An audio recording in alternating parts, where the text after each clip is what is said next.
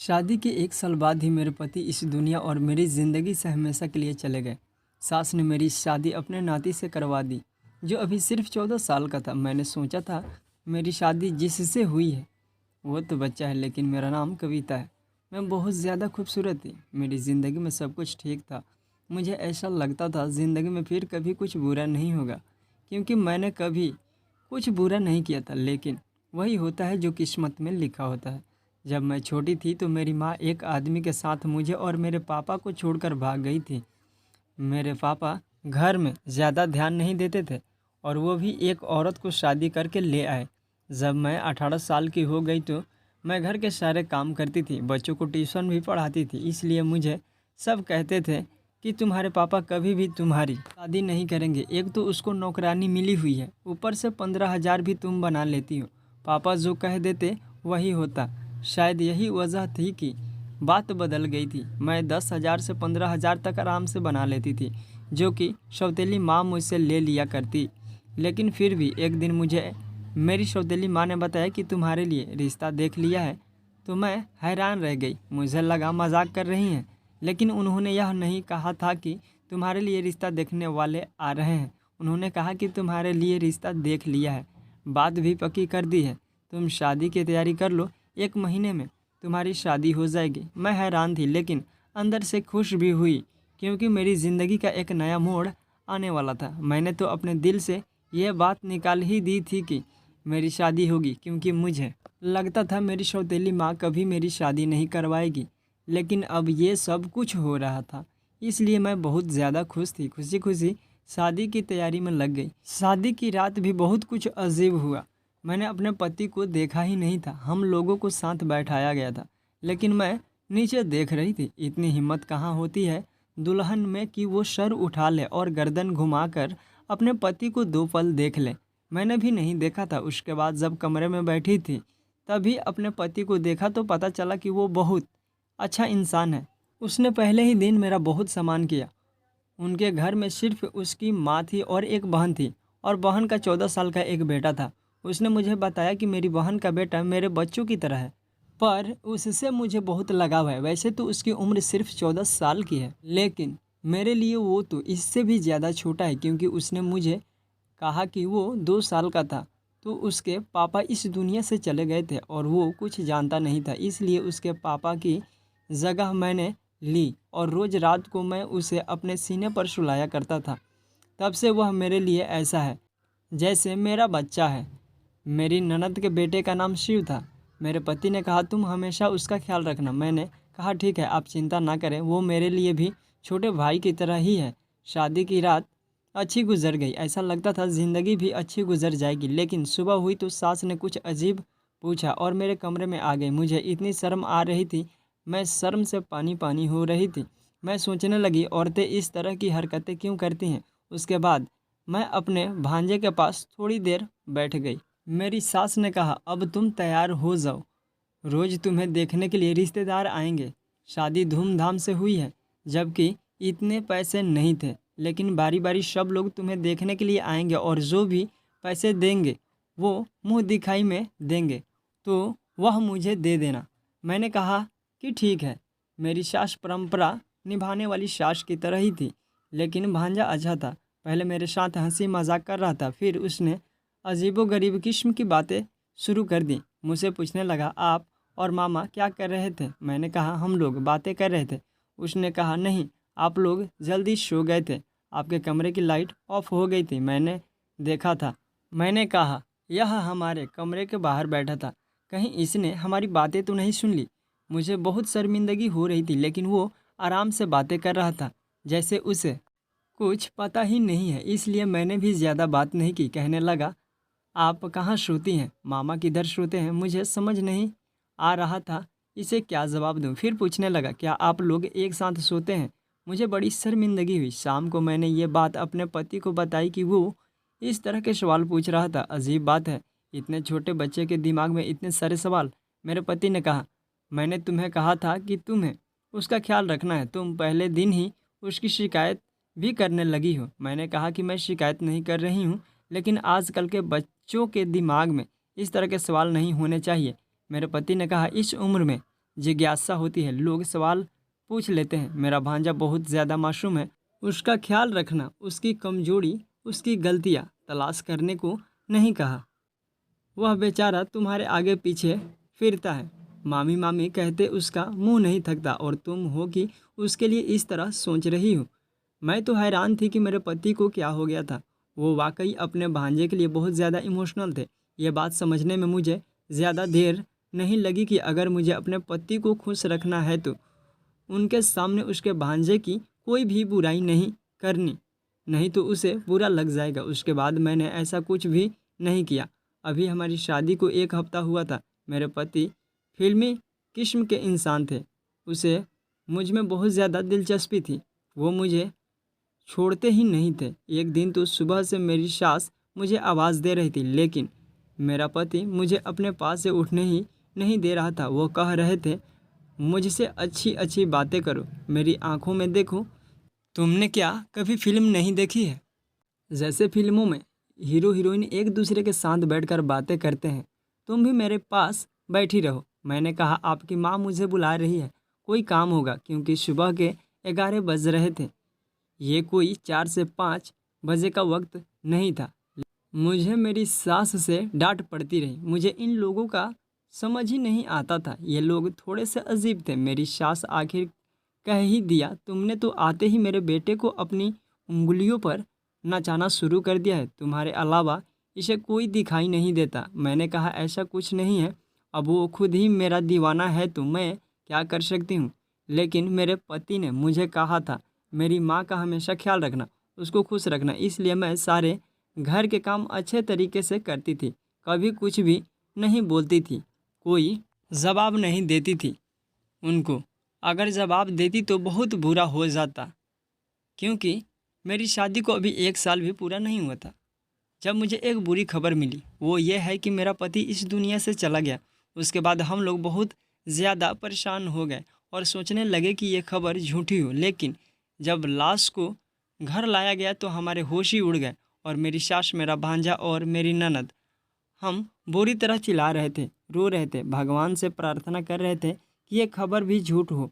पर मेरा पति इस दुनिया से जा चुका था। ये दुख मेरे लिए बहुत बड़ा था।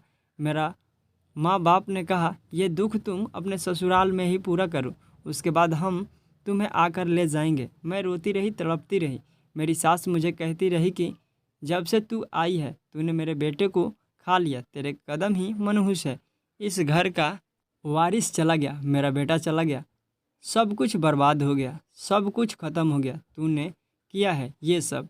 ये 4 महीने ताने सुनने में ही गुजर गए थे, लेकिन उसके बाद ये वक्त ख़त्म हो गया तो मैं ये सोचकर थोड़ी बेफिक्र थी कि अपनों के पास चली जाऊंगी। वैसे भी अब मेरी ज़िंदगी में खुश रहने के लिए क्या रह गया था? पापा ही थे मेरे अपने, बाकी तो मेरी माँ भी सौतेली थी। जब मेरी सौतेली माँ और मेरे पापा मुझे वापस लेने के लिए आए तो मेरी सास ने एक ऐसी बात की कि सब हैरान रह गए। मेरी सास का कहना था, मैं इसे वापस नहीं भेज सकती, ये मेरे बेटे की विधवा है। मेरे पापा ने कहा, आपका बेटा इस दुनिया में नहीं रहा, इसका यहाँ पर क्या काम?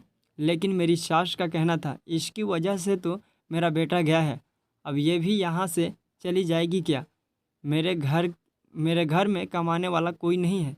मेरी एक बेटी है जो विधवा है, उसका एक बेटा है जो अभी स्कूल में पढ़ता है, तो फिर क्या हम भूखे मर जाएंगे? ये मेरे बेटे की जगह कमाई करेगी और हमारा खर्च चलाएगी। मेरे पापा और मम्मी ने कहा, यह तो बहुत ही बुरी बात है, ऐसा नहीं होना चाहिए, लेकिन मेरी सास ने ठान ली थी। फिर मेरे पापा मेरी सास के बीच काफ़ी बहस हुई, कभी बात इस तरफ जाती तो कभी उस तरफ। जब मुझसे पूछा गया तो जाहिर है मैं वापस जाना चाहती थी। मेरा भी इस घर में दम घुटता था, पर मेरी सास ने कहा, यहाँ से नहीं जाएगी। मेरी सास ने अपने कुछ रिश्तेदारों को भी बुला लिया जो बुरी तरह से लड़ाई करने के लिए तैयार हो बैठे थे, अजीबोगरीब तरह की बातें कर रहे थे। फिर नतीजा ये निकला कि मेरी शादी दोबारा कर दी जाए तो फिर मैं इस घर में रह सकती हूँ। लेकिन इस घर में एक ही मर्द था, उसके साथ मेरी शादी कराने की बात होने लगी। सबने कहा, छोटा है तो क्या हुआ, ये लड़की कौन सी 40 साल की है, इस तरह ये इस घर में रह जाएगी, इस घर में फिर से बहू बन जाएगी। मैं ये सब कुछ नहीं जानती थी, लेकिन मेरी सास ने मेरे पापा को मना लिया। मेरी सौतेली माँ ने भी कहा, अच्छी बात है, अगर हम इसको अपने घर ले जाएंगे हमारा क्या फ़ायदा है, दोबारा इसकी शादी तो होगी नहीं, कहाँ से दोबारा रिश्ता तलाश करेंगे, एक विधवा के लिए रिश्ता कैसे मिलेगा, आजकल तो कुंवारी लड़कियां का रिश्ता नहीं मिलता है, इसलिए इसको यहीं रहने दें, समाज वाले भी बातें करेंगे, एक बेटी अगर फिर से सुहागन बन रही है तो इस ऑफर को ठुकरा कर हम इसे अपने साथ ले जाएंगे, तो हमारे घर में भी तो ये विधवा ही कहलाएगी। मेरी सौतेली माँ ने अजीबोगरीब बातें करके मेरे पापा को मना लिया, वो मुझे वहीं पर छोड़कर चले गए। कुछ दिन बाद मेरी शादी मेरे भांजे के साथ करवा दी गई, जिसको मेरा पति अपना बेटा कहता था और जिसको मैं बच्चा ही समझती थी। इतना तो मैं अपने पति की मौत पर भी नहीं रोई थी जितना इस बात पर रोई, चीखी चिल्लाई, लेकिन किसी ने मेरी बात ना सुनी। मेरा शादी करवा दी गई। मेरी शादी के वक्त मेरी सास ने मेरा सर ज़बरदस्ती पकड़कर मुझसे कहलवाया था। उसके बाद मैंने ज़िद कर दी कि मुझे अपने भांजे के साथ कमरे में नहीं जाना, लेकिन मेरी सास और ननद पीछे पड़ी थी। उसने कहा, आज सुहाग की रात है, अगर तू कमरे में नहीं गई तो फिर से कुछ हो जाएगा, और क्या तुम मेरे दूसरे नाती को भी मारना चाहती हो। लेकिन मैं नहीं गई। अगले दिन मेरी सास ने मुझसे कहा, मुझे नौकरी करनी होगी। उसने मोहल्ले से ढेर सारे बच्चे इकट्ठे कर लिए।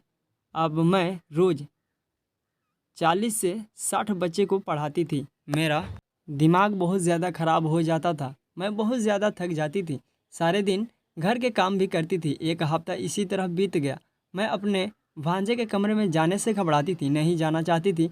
मुझे लगा वो बच्चा है, मेरा उसके साथ रिश्ता करवा दिया, बस वो अपने कमरे में रहे और मैं अपने कमरे में। उसके कमरे में जाकर क्या ही करना था। मेरी सास मेरे पीछे पड़ी थी। कुछ दिन तो इस तरह बीत गए। मैं एक दिन यह देखकर हैरान रह गई, मेरा भांजा खुद ये कह रहा था कि मेरी पत्नी को मेरे कमरे में भेजो, लेकिन मुझे पता था वो बच्चा है, उसे इन सारी बातों का पता नहीं, इसलिए वो कह रहा होगा कि उसे ये सब कुछ अजीब लग रहा है, वो खुश हो रहा है। एक तो उसकी शादी हो गई, वो भी इतनी जल्दी, उसके लिए ये सब कुछ नया है। मैं हैरान रह गई कि उसके दिमाग में भी ऐसी बातें तो पहले ही दिन से थी। मैं समझ गई थी कि उसे ऐसी चीज़ों का शौक़ है, लेकिन उसे ये नहीं पता था कि पत्नी क्या होती है। मेरी ज़िंदगी बर्बाद हो गई थी। मेरी ज़िंदगी में अब कुछ भी नहीं था। मैंने एक दिन सोच लिया कि मैं इस घर से भाग जाऊंगी। ये कोई इतना ज़्यादा मुश्किल नहीं था, इसलिए मैंने सोच लिया कि मुझे क्या करना है। लेकिन मेरे भांजे को पता चल गया। उसने कहा, फ़िक्र ना करें, मैं आपकी मदद करूँगा, जो भी आप कहेंगी मैं करूँगा, फ़िक्र मत करो, आपको कोई दिक्कत नहीं होगी, मैं आपका ख्याल रखूँगा। वो बातें तो इस तरह कर रहा था जैसे कि मैं सुनना चाहती थी। मैं बुरी तरह रोने लगी। मैं भी घर से भागना नहीं चाहती थी। भाग कर कहाँ जाती? एक बार भाग जाती तो मुझ पर ठप्पा लग जाता कि ये घर से भाग गई। मैं एक इज़्ज़तदार बाप की बेटी थी। मैंने सारी ज़िंदगी इज्जत से गुजारी थी। मैं अपने बाप का नाम कैसे बदनाम कर सकती थी? मैं बुरी तरह रोने लगी और अपने पति के साथ वापस आ गई। ऐसा पति नहीं चाहिए था। मेरा दिल नहीं कर रहा था उसे पति कहने का। सुबह इस बात की खबर मेरी ननद सास को भी हो गई, लेकिन मेरे देवर ने सब कुछ संभाल लिया, वरना मुझे बहुत डांट पड़ती और मैं ऐसा नहीं चाहती थी। उसके बाद मेरी ननद को बैठे बैठे ना जाने क्या हो गया, उसने शोर करना शुरू कर दिया। उसने कहा, आज तो तुम मेरे बेटे के कमरे में जाओगी। तुमने तमाशा बना लिया है। उसकी पत्नी हो, पति पत्नी एक साथ नहीं रहेंगे तो क्या अलग अलग रहेंगे? ये बात बिल्कुल भी अच्छी नहीं है। मैंने बहुत सोचा। मेरी सास ने ज़बरदस्ती मुझे फिर से दुल्हन बनने को कहा। मुझे दुल्हन बनाकर कमरे में भेज दिया। एक पल को मैंने सोचा कि मैं अंदर से कमरे को ताला लगा लूं, लेकिन मैं ऐसा नहीं कर पाई क्योंकि मेरी सास ने पहले ही दरवाज़ा खोल दिया था। थोड़ी देर बाद मेरा भांजा कमरे में आ गया। मैंने कहा, यह तो बच्चा है, इसे डरा धमका कर सुला दूंगी। मुझे परेशान होने की ज़रूरत ही क्या है? मेरी सास भी खुश और मैं भी खुश। किसी को क्या पता चलेगा कि कमरे के अंदर क्या हो रहा है? मैं हैरान होने लगी। ये ख्याल मुझे पहले क्यों नहीं आया? उसने मुझे कहा कि तुम बहुत प्यारी लग रही हो। मैंने कहा, ठीक है, अब तुम सो जाओ। मैं मेकअप और ज्वेलरी उतारने लगी। उसने कहा, तुम बहुत अच्छी लग रही हो। मैंने कहा, मैं अच्छी हूँ या बुरी, इससे तुम्हें कोई मतलब नहीं। चुप करके सो जाओ। मैंने उसे आखिरी बार कहा था, किसी बीवी की तरह नहीं बल्कि शायद उसकी माँ की तरह बोल रही थी, जो डांटा कर सुला देना चाहती थी, लेकिन वो मुझे ऐसी नज़रों से देख रहा था जैसे किसी ने आज तक मुझे नहीं देखा था। मैंने कहा, मेरी शक्ल क्यों देख रहे हो, चुपचाप सो जाओ। मैं अभी भी इस पर रोब जमाने की कोशिश कर रही थी, जबकि मुझे डर लग रहा था। थोड़ी देर के बाद उसने मेरा हाथ पकड़ा और मेरे हाथ पर थप्पड़ दे मारा। मैं हैरान रह गई। उसने कहा, तुम्हें तमीज़ नहीं है, अपने पति से किस तरह बात करते हैं। तुम मुझ पर चिल्ला रही हो, बेवकूफ़ औरत। मैंने कहा, तुम अभी ज़मीन से निकले नहीं हो और रोते हो पति बनने के लिए। तुम मेरे पति नहीं हो, तुम्हारी उम्र ही क्या है। उसने कहा कि तुम मुझे पहले दिन ही पसंद आ गई थी। तुम्हें पता है, तुम्हें पाने के लिए मैंने क्या कुछ नहीं किया। अपने बाप जैसे मामा को मारना पड़ा क्योंकि मैं तुम्हें पाना चाहता था। यह सुनकर मेरी रूह कांप गई। उसने अपने मामा को खुद मारा था। उसने कहा, मैंने अपने मामा को खुद मारा था। उसने कहा, मैंने अपने मामा की कार का ब्रेक खोल दिया था, जिसकी वजह से जब वो थोड़ा आगे गया तो उसका ब्रेक पर से कंट्रोल ख़त्म हो गया, उसका एक्सीडेंट हो गया। सबने यही समझा कि उसका हादसा हो गया है, वह दुनिया से चला गया, जबकि यह सोचा समझा प्लान था। मैं हैरान रह गई। इस आदमी ने मेरे पति को मार डाला, जिसे मैं बच्चा समझ रही थी, और अभी मेरा पति बना खड़ा था। ये कोई मासूम बच्चा नहीं था, ये एक शैतान था जिसने अपने मामा को मार डाला। इसका इसका मामा, जो इससे बहुत ज़्यादा प्यार करता था, इसे अपने बच्चों की तरह समझता था। क्या यह ज़माना इतना बदल गया था? मुझे तो कुछ समझ नहीं आ रहा था। मैं वहाँ से भाग जाना चाहती थी, चीखना चिल्लाना चाहती थी, लेकिन उसने मुझे अपनी तरफ खींच लिया। मगर जब से मुझे यह पता चला मेरे पति की मौत मौत नहीं बल्कि मारा गया था, मैं तो एक हफ्ते तक बेहोश रही। सबको सब कुछ बताया, चिल्ला चिल्ला कर बताया, पर किसी ने मेरी बात का यकीन नहीं किया। इन्होंने कहा, ऐसा हो ही नहीं सकता, यह अपने मामा को कभी भी नहीं मार सकता। तुम झूठ बोल रही हो क्योंकि तुम इससे शादी नहीं करना चाहती थी। मेरे पास एक ही रास्ता था, मैं खुद खुशी कर लेती, लेकिन मुझे किसी ने मरने भी नहीं दिया। आज भी इस तरह से ज़िंदगी गुजार रही हूँ, समझ नहीं आता कि क्या करूँ। उसके बाद ज़िंदगी इसी तरह गुजरने लगी। मुझे भगवान ने एक बेटा दिया। मैं ये सोचकर उदास थी कि मेरी किस्मत बुरी है। मेरे बेटे की किस्मत भी बुरी होगी, पर मेरा किस्मत इतना भी बुरा नहीं था, क्योंकि मेरे भांजे के साथ भी वही हुआ जो उसने अपने मामा के साथ किया। मैंने उसको पुलिस के हवाले कर दिया। मैं इतने दिनों से उसके खिलाफ सबूत इकट्ठा कर रही थी।